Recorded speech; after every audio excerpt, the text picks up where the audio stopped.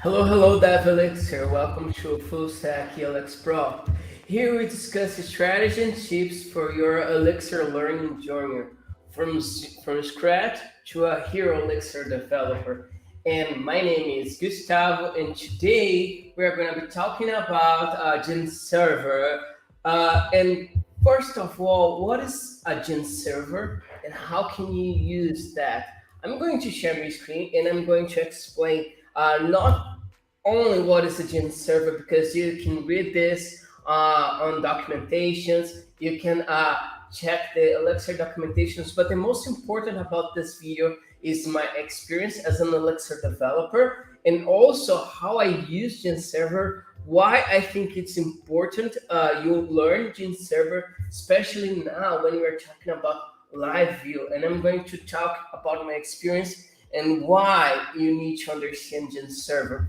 If you don't know how process works in Elixir, I strongly recommend you to watch a video on in this YouTube channel.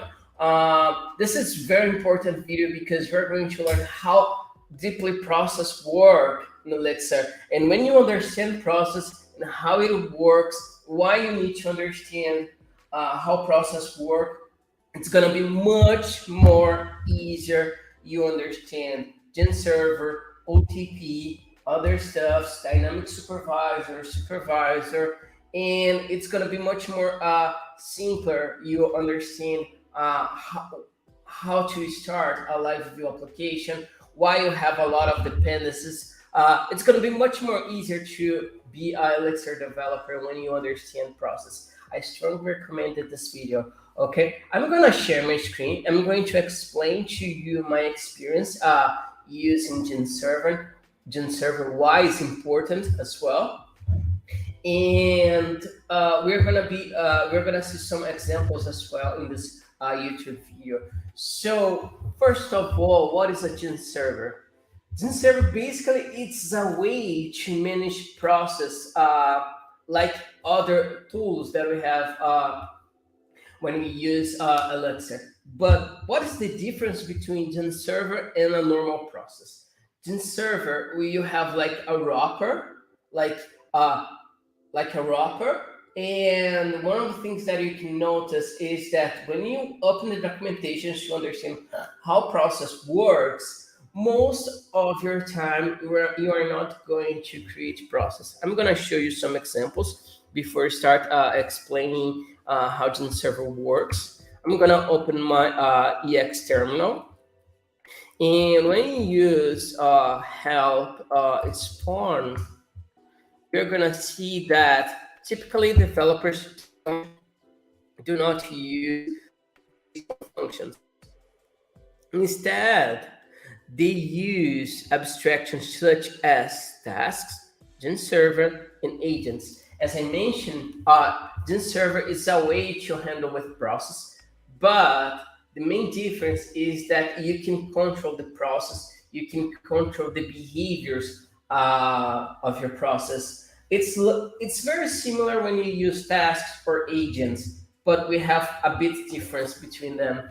And one of them is how you manipulate the state and how you execute code asynchronously and synchronously. And also, it's very important this when you are tracing and errors and supported. But for me, as a live view evangelist, is one of the best way to start learning what you have behind the live view apps. When you have a page and when you have a live view application and live view pages, one of the things that you're gonna notice is that the most important event is handle event and handle info when we use live view.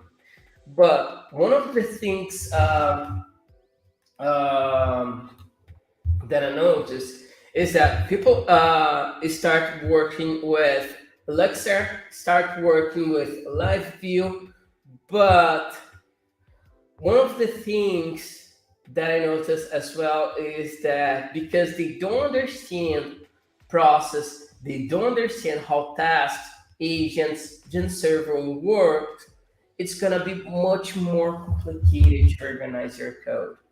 And also, when you understand that live view is just a way to create tiny pages without business rule and organize your state in HTML, um, when you understand that is a little bit similar with a GenServer, organize your code and isolate pieces of code is going to be easier. So before we move forward, as you can see that I posted an article in my dev.to explaining um, when not to use a GenServer. And also in that article, you will see a recommendation to read that topic. I'm not going to explain when not to use a GenServer, but because it's important to read and understand. I'm not gonna have time to explain that, and because one of the biggest mistake that you can make is that, hey, I'm learning to server, I'm learning process, and you can make a lot of mess in your code, and probably most of the case you're not gonna need to use a Gen server. We have a lot of good articles explaining that, and I recommend you no, sorry, but read this article that I posted, and you'll understand a little bit more. Okay. Uh, Before, as I mentioned, you watch this video, it's important, or after you finish this video, watch this video. I recommend you to watch the video about how process works, because I'm not going to explain how process works, but I'm going to explain how GenServer works. Let's talk about the difference between GenServer, tasks, and agents.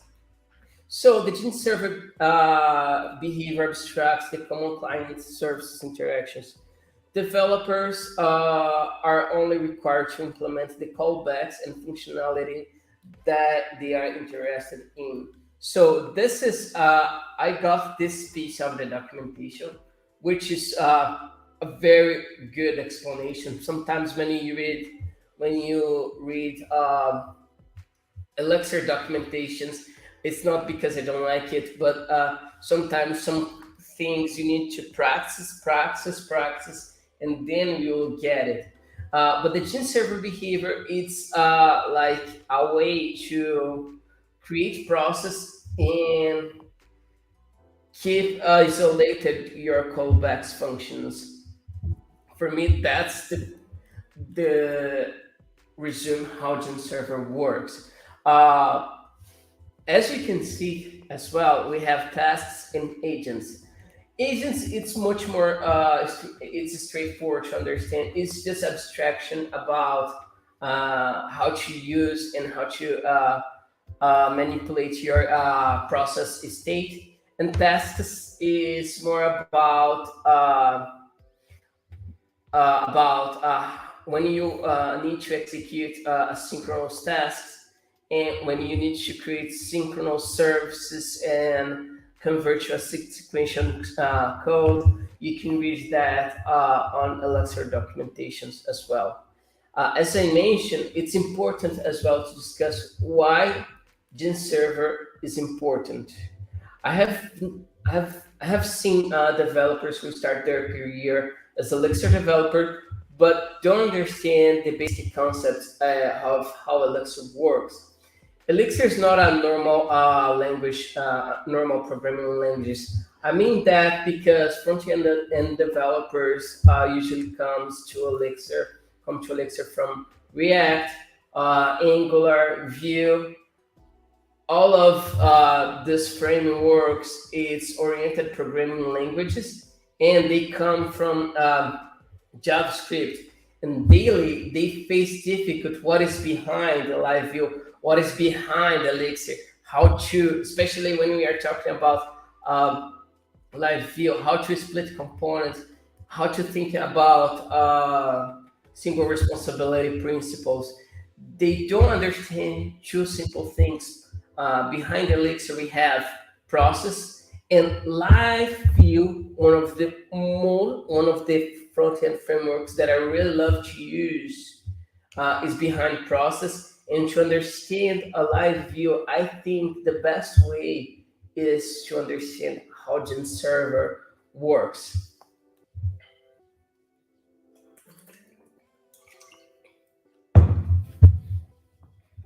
What is the best moment to use GenServer? Basically, when you need to implement feature to handle with sync or sync calls. As we discussed, the main purpose of GenServer is not code organization, but as a way to keep the state and manipulate it easily. For example, a shopping cart is a really nice example when you don't need to organize the code, but you need to understand how to use and manipulate the state easily. For example, when we are talking about Elixir functional language, we don't keep the state. Imagine that, for example, we have a live view page and we need to maintain the state from a shopping cart. The best way when we use live view is because we have a state. As I remember, we've got a video on this in this YouTube channel explaining how live what we have behind live view and how it works. Also, we can use GenServer to system messages. As I mentioned, it's important to understand how response and receive works. And I recorded a video explaining this, especially when we are talking about execute queries, database, receiving messages, and basically monitoring events. One of the most famous that you can see and practice using GenServer is when you have a company stocks and you need to monitor that every second when the assets rise and fall, which is a really nice example as well to use GenServer.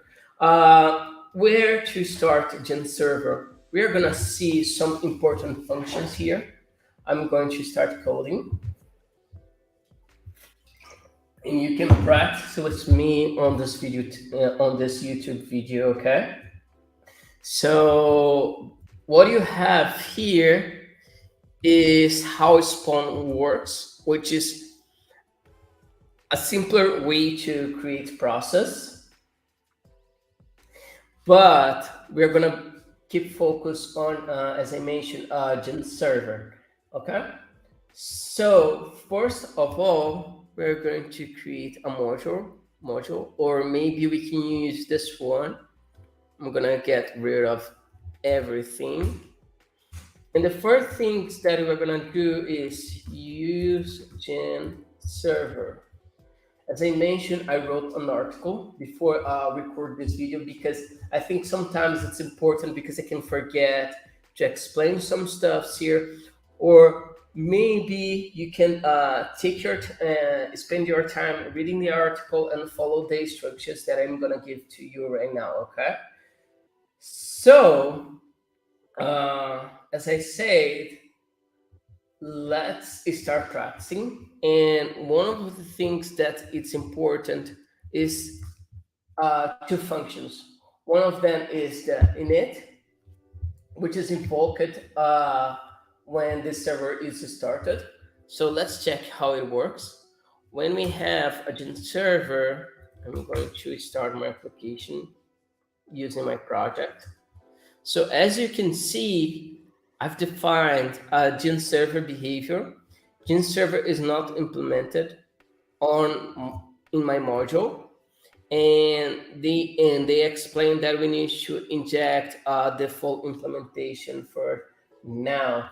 What we're gonna do, and I really like to use this way because I like naming my process. It's gonna be much more simpler to understand how to get the process and manipulate this, and that's why I think it's important. Let me check the chat for a little while. Hi, Manuel. Hi, Rashdan. Purv. Hello. Uh, Thank you for the comments. I'm really glad for all of you guys here. Let's keep focus on GenServer now. We have the init function, and I like to start my process using the function start link. As I mentioned, we have a GenServer, and we have this default function, and I like to send my process name and maybe a state. Or what about we only send the name? And now we're gonna call GenServer start link. We need to specify what is our GenServer module. I'm gonna say that is this one. And because we're talking about this one, we can use the syntax. Now, what we're gonna do is sending our state. Our state is gonna be an empty list. And as I mentioned, I like to give the name to my process. And when we do it, it's really necessary. As you can see, we have the function init. We're going to receive our state, and we're going to set our state as well. I could say, for example, we're gonna say that, or what about, we're gonna make this guy a little bit more complex. Products, total, price, 0. And let's check what is the state that we have here. Let's see how this one works. Start link, label, init. So when we do it, I'm going to refresh my page, and let's see how it works. As you could see, we started our process. Now, when we call test app GenServer start link, and I'm gonna give the name Elixir Pro, we've got a process, and as you could see, we called the function start link, and the start link is called our function. Even though I didn't call this function, GenServer will call this one, and we have our init, which is like a default.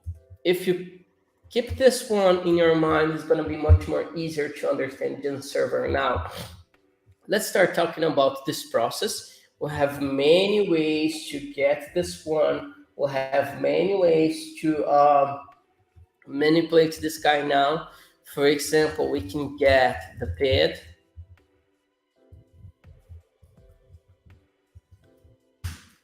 And when I say sys, I want to get the state. And as you can see, we've got a state right here. You could use the observer. And one of the things that's important is to understand process.info, our process ID. As you could see, we have a group leader, and we have a link with this process. Because we are using the link, start link, as you could see, my IX terminal is this process ID. And we have a link between my our process ID and our IX terminal, which is really a nice tool. Sometimes it's important to understand this and how it works. You can study this later if you want, okay? But let's keep focused. We are discussing about the init, which is invoked when the server is started and sets the initial state. Now we're going to be talking about the handle cast, which is invoked when we call the function GenServer.cast. It's called to handle with messages asynchronously, and we're gonna see some examples. And one of them is that, what about, imagine that we have your live view page, and you need to include new products. We need to add new products in your shopping cart. And one of the things that's going to happen is when you include new products, you don't care about the new state. You just need to include the products, and you don't need to worry about the state. We just want to update the state. Okay. So to do that, imagine that we can have a handle cast, which is, as you could see, it started being a little bit similar with a live view. I'm gonna send a new product. Every time when we use the handle cast, we have a state. And what we are going to do is that we have our state, which is our state is something similar with this. I can use pattern matching. We have our state, and one of the things that I'm gonna do is pattern matching this state, saying that I'm gonna get the products, and I'm gonna keep my state. And one of the things that we're gonna do is products is going to be products. I'm gonna add this new product. I think that we need to send the price. So imagine that we have our price. So let's focus on this one as well. Price, total price. And the new total price will be total price plus product price. Now, our state will be, this is not common. I strongly not recommend you to create this kind of rules when you are using GenServer. I recommend you to do that when you, this should be, we should call a function or a module to handle with this kind of rules, okay? I'm not gonna have time on this video. We can talk about it later, but this is my recommendation.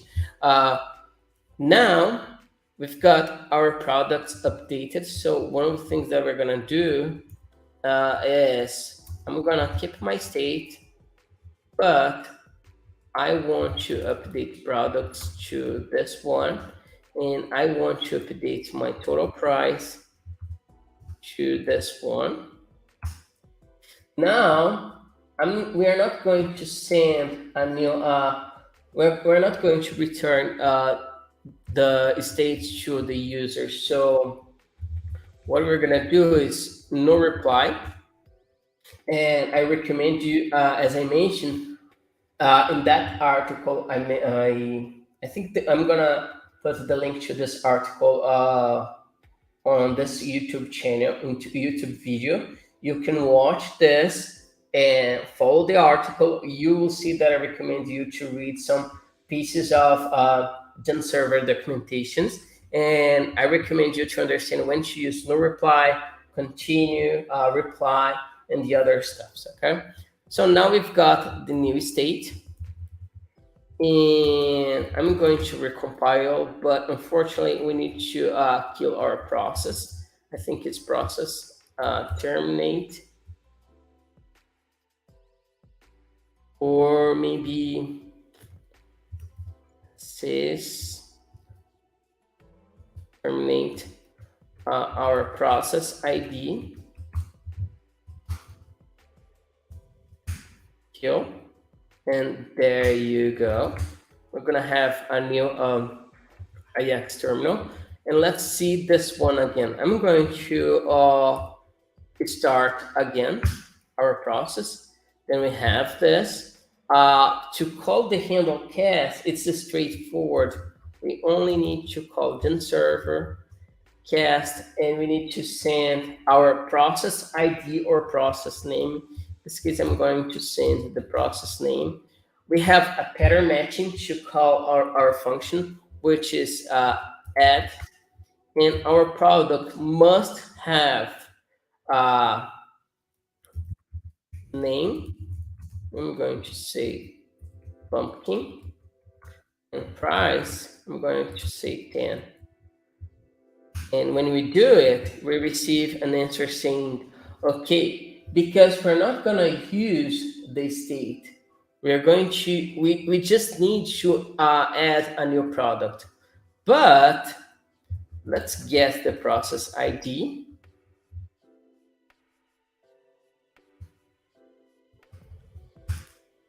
When we have like sys.get state, as you could see, we have a new product in our list. Let's do it again, but now I'm going to say like pumpkin, banana. When we call again, we've got a new state in our process, which is awesome. We're not gonna use this.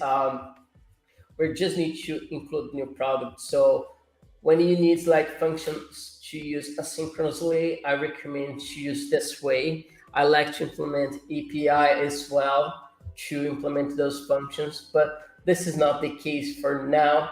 Let's talk about a handle call. Basically, what we have when we use a handle call. The handle call it's invoked when we need, different from handle cast, we need synchronously answer. When you need to use that, it's because you need synchronous answer, and this is straightforward to use. Let's start and imagine that we need to apply a discount to our shopping cart. To implement the handle call, it's straightforward. We can use like handle call. You have three params. The first one is the way to call this function and what you need. In this case, we are not going to send any information. We only need to call the apply discount. And who is calling this process this function? Usually is the process ID that we're calling. For example, our IX terminal is this process ID. This is the information that this comes from this process ID. You can take a look and inspect this one. I'm going to inspect to show you. And we're going to have our state. So I'm going to show you the state. Sorry, I'm going to inspect the from because I think it's important for you to understand how it works. And when we have this way, for example, one of the things that we are going to do is that we need to apply some discount in our products. For example, what about $1 per product? I think it's a good rule, and we're gonna do that. And when we retrieve the answer, we're gonna say like reply, and we're gonna return to the user an answer. Could be the state. In our case, we just want to return like a string, and we're going to say discount apply to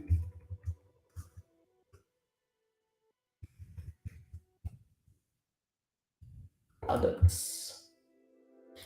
And we need to return our state. One of the things that we're going to do is we are going to update our total price, and we are going to update the price to every product. So to do that, one of the things that we can do is we have our state, for example, and in our state, we have products, and we've got total price, and we're gonna have our products, And to update our products, one of the things that we're gonna do is node.map products, and got our product, and I need to decrease only one value. So I'm going to keep the information, and price we're going to say like and 1 minus 1. I think this is enough for us. And our total price will be some. We've got our products. Okay. I'm gonna say products name.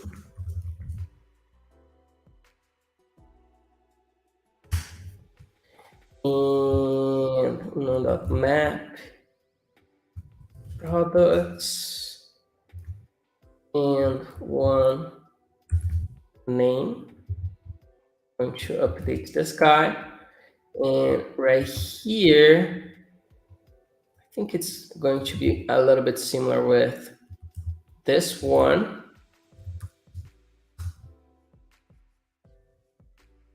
Price, and we're gonna say init.sum, and we've got the new price. And now what do we have here in our state? Let's update this guy now. We are going to say that products is going to be our products, and the total price is gonna be this one now. So when we do it, okay, I think I made a mistake here. Let's format this guy now. And no map. Okay. It'll be much more simpler when we do it. Same one here. There you go. What's happening now? Total price is not used. Okay.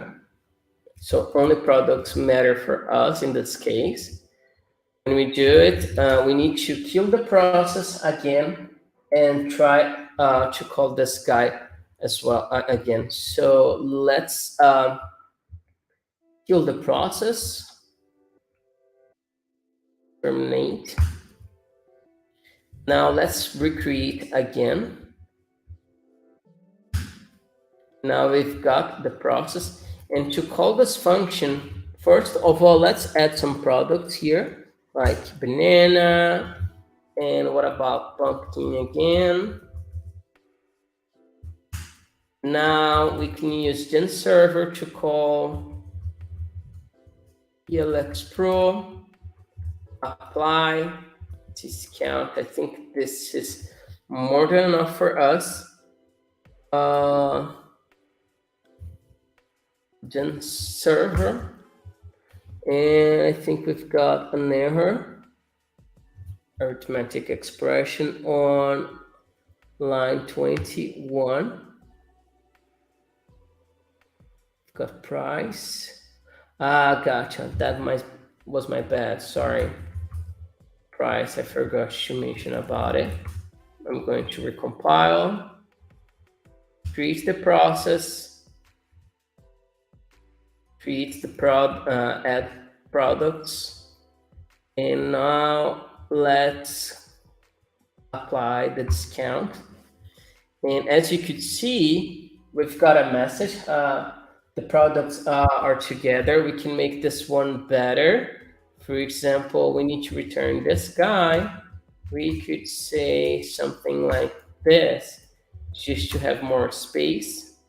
I would need to kill the process to show you this one again. But I think the most important for us in this case is who called this process when it comes from this process ID, and we process this information. And now let's check the state. So what we want is the process 297. And now we can say get state. And as you can see, we apply the discount. If we call this one again and get the state, we apply the discount again. Let's apply once again. And there you go. So now, in this case, we need to return something to our user, and we return this kind of message. When this and this, it's similar with our live view pages. This one, it's very similar when you need to use hooks, which is really nice tool as well. Okay. And now we saw the handle call, but what about if I try to, for example, I've got my process ID. What about if I try to call send process ID? And when we send this message, I'm going to say buy discount. When I try to do this, what's returned for us is received unexpected message in handle info apply discount. What's happened? The handle call is specific for our GenServer. If we need to send external information to our process ID, we need to use the handle info because we need to, this is going to be triggered outside our GenServer applications. And this is really straightforward to do. So what we're going to do now is increase the price for our products. It's going to be very similar with our handle call, but in this case, we're going to use the no reply. So we're going to create our handle info. We're going to create an event called increase price. We're going to have our state, and we're going to make something very similar with this one. But in this case, we're going to use the pattern matching here as well in our state. But instead of using -1, we're going to use +1. We're not going to use the product's name. And this is our new state, no reply state. I think this is more than enough for now. When we recompile, unfortunately, I need to kill this process again.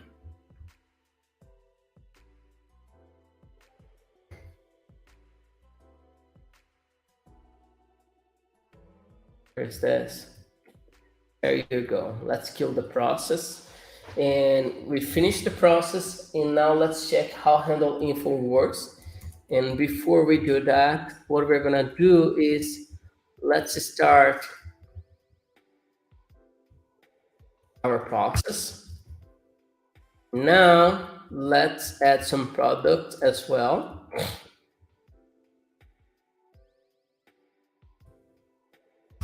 One, Ford, Virginia. Now, if we check the state,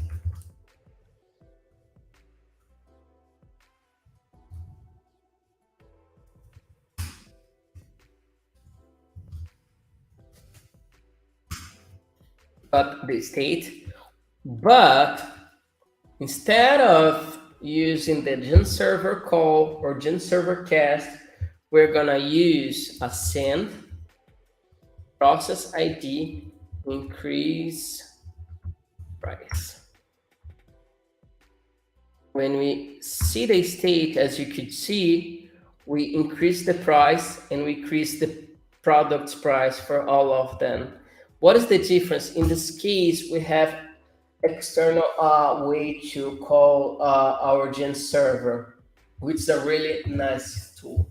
Uh, so I'm gonna finish for this tutorial today. I hope you guys enjoying this video and learn exactly how GenServer works. And see you the next one. And bye bye.